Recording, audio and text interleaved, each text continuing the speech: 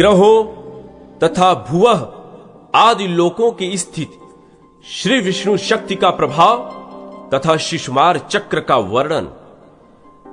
मुनियों ने कहा, महाभाग लोमहर्षण जी, अब हम भुवः आदि लोकों का ग्रहों की स्थिति का तथा उनके परिणाम का यथार्थ वर्णन सुनना चाहते हैं, आप कृपा पूर्वक बतलाएं। लोमहर्षण जी बोले, सूर्य और चंद्रमा की किरणों से समुद्र, नदी और पर्वतों सहित जितने भाग में प्रकाश फैलता है उतने भाग को पृथ्वी कहते हैं। पृथ्वी विस्तृत होने के साथ ही गोलाकार है। पृथ्वी से 1,00,000 योजन ऊपर सूर्यमंडल की स्थिति है और सूर्यमंडल से 1,00,000 योजन दूर चंद्रमंडल स्थित है। चंद्रमंडल से 1,00,000 योजन ऊपर संपूर्ण नक्षत्र मंडल प्रकाशित होता है।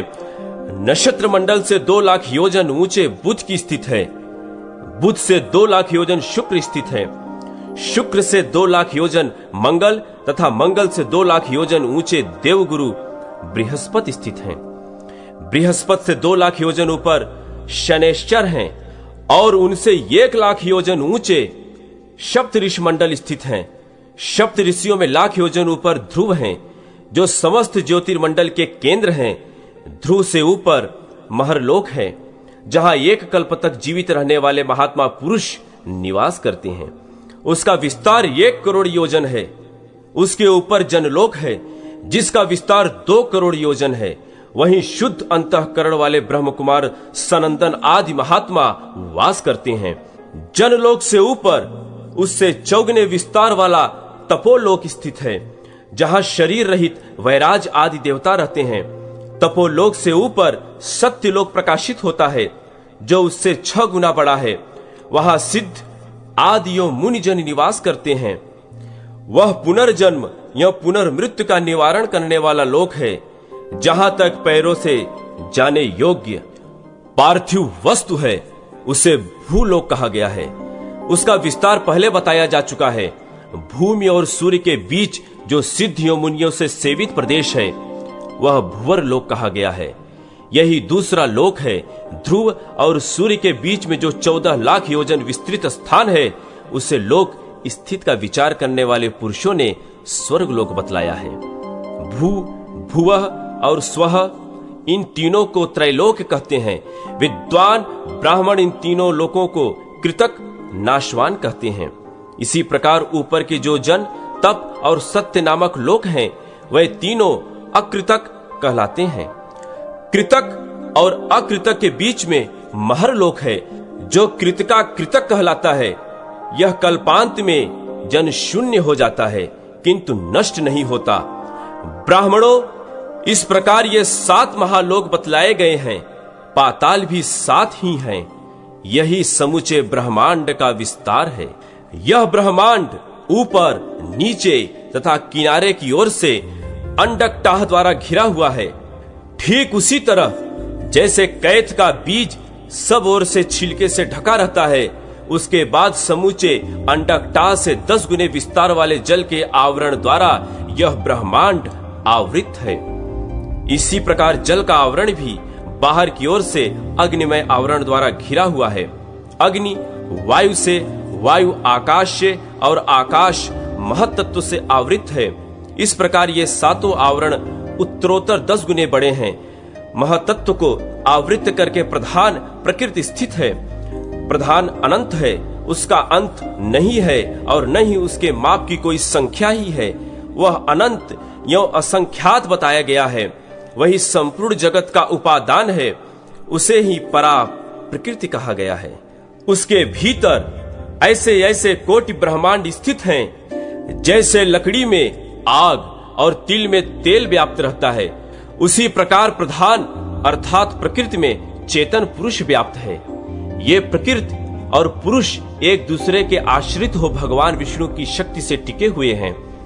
श्री विष्णु की शक्ति ही प्रकृति और पुरुष के पृथक एवं संयुक्त होने में कारण है।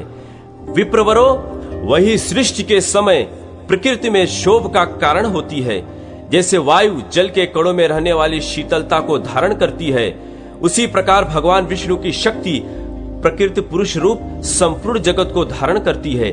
जैसे प्रथम बीज से मूल, तने और शाखा आदि सहित विशाल वृक्ष उत्पन्न होता है, फिर उसी वृक्ष से अन्यान्य बीज प्रकट होते हैं और उन बीजों से भी पहले ही जैसे वृक्ष उत्पन्न होते रहते हैं, उसी प्रकार पहले अव्याकृत प्रकृति से महत्त्व आदि उत्पन्न होते हैं। फिर उनसे देवता आदि प्रकट होते हैं। देवताओं से उनके पुत्र और उनके पुत्रों के भी पुत्र होते रहते हैं। जैसे एक वृक्ष से दूसरा वृक्ष उत्पन्न होने पर पहले वृक्ष को कोई हानि नहीं होती, उसी प्रकार नूतन भूतों की सृष्टि से भूतों का ह्रास नहीं होता। जैसे समीपवर्ती होने मात्र से आकाश और काल आदि भी वृक्ष के कारण है, उसी प्रकार भगवान श्री हरि स्वयं विकृत न होते हुए ही संपूर्ण विश्व के कारण होते हैं। जैसे धान के बीज में जड़, नाल, पत्ते, अंकुर, कांड, कोप, फूल, दूध, चावल, भूसी और कण सभी रहते हैं तथा अंकुरित होने के योग्य कारण सामग्री पाकर प्रकट हो जाते हैं, उसी प्रकार भिन्न भिन्न कर्मों में देव आदि सभी शरीर स्थित रहते हैं तथा कारणभूत श्री विष्णु शक्ति का सहारा पाकर प्रकट हो जाते हैं। वह भगवान विष्णु पर ब्रह्म है, उन्हीं से यह संपूर्ण जगत उत्पन्न हुआ है, वह ही जगत स्वरूप है तथा उन्हीं में इस जगत का लय होगा। वह पर ब्रह्म और परम धाम स्वरूप है। सत और असत भी वह ही है, वह ही परम पद है। यह संपूर्ण चराचर जगत उनसे भिन्न नहीं है। वह ही अव्याकृत मूल, प्रकृति और व्याकृत जगत स्वरूप है। यह सब कुछ उन्हीं में लय होता और उन्हीं के आधार पर स्थित रहता है। वह ही क्रियाओं के कर्ता हैं, उन्हीं का यज्ञों द्वारा यजन किया जाता है। यज्ञ और उसके फल भी वह ही हैं। युग आदि सब कुछ उन्हीं से प्रवृत्त होता है। उन श्री हरि से भिन्न कुछ भी नहीं है। लोमहर्षण जी कहते हैं, आकाश में शिशुमार के आकार में जो भगवान का तारामय स्वरूप है, उसके पुच्छ भाग में ध्रुव की स्थित है। ध्रुव स्वयं अपने परिधि में भ्रमण करते हुए सूर्य, चंद्र आदि अन्य ग्रहों को भी घुमाते हैं।